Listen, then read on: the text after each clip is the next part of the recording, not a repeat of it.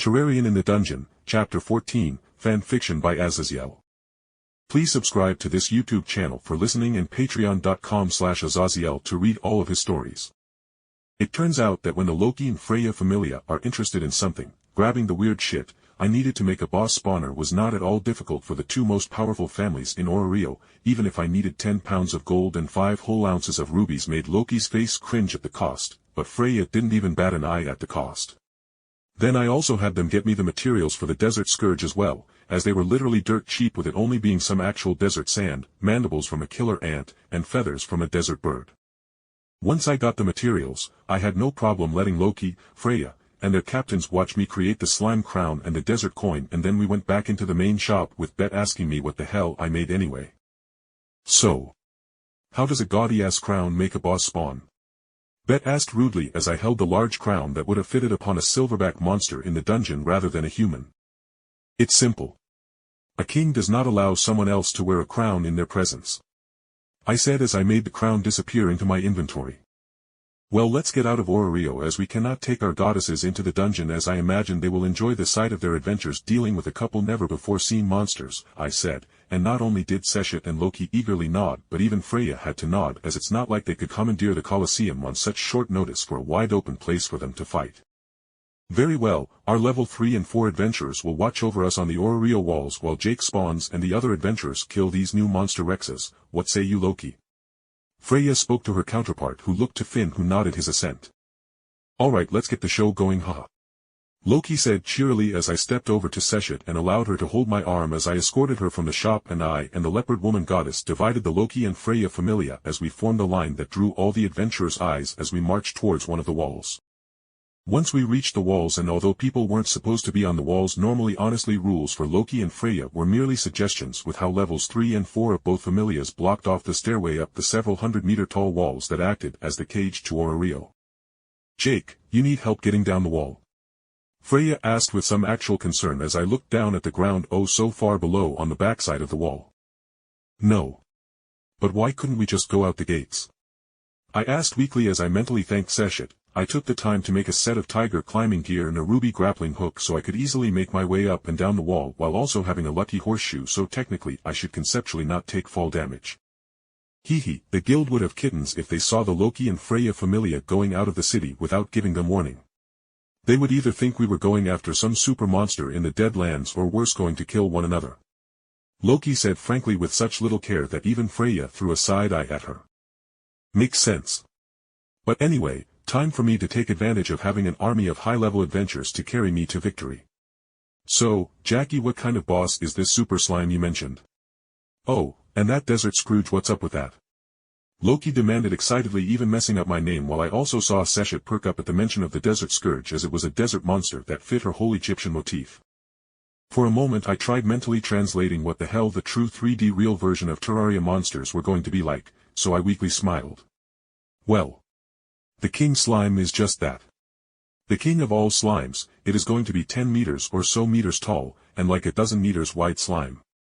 Pure physical blunt attacks are completely worthless, water magic heals it, and ice magic only freezes it in place and won't hurt it. Its main attack is jumping like 50 meters in the air and bringing its multi-tons of weight onto whoever it lands on, and the interior of the slime is a super concentrated acid that can melt even adamantine, which is why my indestructible weapons are so important. I ranted with Loki and Freya's face tightening. And this Desert Scourge? Freya asked dryly as she cupped her chin and my face scrunched up before I took a piece of paper out of my inventory and drew a very rough form of the Desert Scourge, which was a very large 100 or so meter long centipede-like worm with spikes adorning its dark brown carapace. Its mouth was a series of 4 jaws with powerful spikes/teeth that was perfectly suited to tearing through the sands of the Terraria desert and being capable of tearing through the weaker sandstone with little issues, with the 4 powerful jaws being capable of crushing the stones and swallowing them to digest or trace minerals to reinforce its carapace. That's the main Desert Scourge. However, a pack boss like Kudos with its skeleton minions, when it spawns, a max of 4 much smaller versions of itself will spawn and attack everyone in the vicinity, but with the ground around here being well forested, and the site of the dungeon, the Desert Scourge won't be able to burrow into the ground much at all, I explained, with practically everyone exhaling in relief as the monsters making their way under the massive wall that surrounded Orario and attacking the people within would be troublesome, to say the least. Loki and Freya shared a look before they nodded and looked back at me. Jake, go down with our adventures and summon the Slime King before we get ahead of ourselves, Freya said, and I shrugged but noticed a light-skinned and darker-skinned elf duo came up the stairs together, and obviously both of them didn't like one another. Lady Freya, we have secured the perimeter. The white-haired elf said proudly, with regality filling his every step, and only Freya and Riveria seemed to be the people he would look at with a modicum of respect as he took us all in and seemingly found us wanting. Freya hummed before she looked to Otter. Otter, you and Hayden go down with Jake and Loki's adventures and kill the beast. Alan and Hogme will protect me from here, Freya said, with Otter grunting in approval as he stepped away from his goddess, and I heard Loki also sending Finn and Ace down to fight the summoned boss. So how you getting down the wall, Jake? Finn asked me friendlily, and I decided to be an asshole for both these familias literally just popping up into my shop without making an appointment or something. Like this, I said, hopping atop the walls like an assassin from Assassin's Creed. I jumped off the wall with my arms fully splayed out to create as much drag as possible, and I heard as I flipped through air Freya yelling at Otter to get me as I looked up into the blue sky above me. But even as the giant of a man dove off the wall towards me, obviously trying to stop the level 1 me from splattering across the ground, I had already fallen onto the ground with a thud that could be heard from the top of Orario's walls. Landed it. I yelled like my belly flop off the massive wall of Orario didn't leave a clear indentation of where I landed on the ground, and I just casually dusted myself off as Otter and the others landed a bit away from me. You are alive? As said in honest confusion as she could see the mold of my armor being pressed into the ground from where I landed. Yeah. I replied as I took the golden horseshoe out of my inventory. Remember this? Yeah, the actual impact of gravity making you hit the ground will not harm you while wearing it. Sure, it's not as useful in the dungeon, but hey, if I ever need to jump off a flying mount or something while traveling, this could be useful.